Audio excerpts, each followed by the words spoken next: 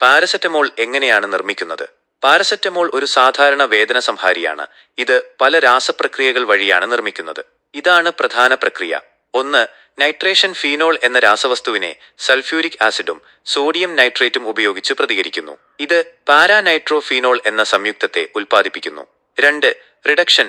പാരാനൈട്രോഫീനോൾ sodium borohydride ഉപയോഗിച്ച് പുനഃസ്ഥാപിക്കപ്പെടുന്നു. ഇത് para അമിനോഫീനോൾ എന്ന സംയുക്തത്തെ ഉൽപ്പാദിപ്പിക്കുന്നു. 3. അസൈലേഷൻ. പാരാ അമിനോഫീനോൾ അസറ്റിക് അൻഹൈഡ്രൈഡുമായി പ്രതികരിക്കുന്നു. ഇത് പാരസെറ്റമോൾ എന്ന സംയുക്തത്തെ ഉൽപ്പാദിപ്പിക്കുന്നു. 4. ക്രിസ്റ്റലൈസേഷൻ. പാരസെറ്റമോൾ തുടർന്ന് ക്രിസ്റ്റലൈസ് ചെയ്യപ്പെടുന്നു, അതായത് ക്രിസ്റ്റലുകളായി വേർതിരിച്ചെടുക്കുന്നു. 5. ഡ്രൈയിങ്. ക്രിസ്റ്റലുകൾ തുടർന്ന് ഉണക്കിപ്പോകുന്നു. 6. മില്ലിംഗ്. ഉണങ്ങിയ ക്രിസ്റ്റലുകൾ തുടർന്ന് പൊടിച്ചാക്കുന്നു. 7.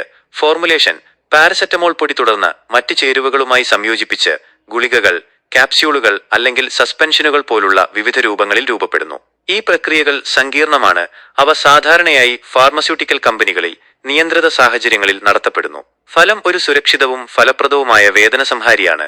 അത് ലോകമെമ്പാടുമുള്ള ആളുകൾ ഉപയോഗിക്കുന്നു.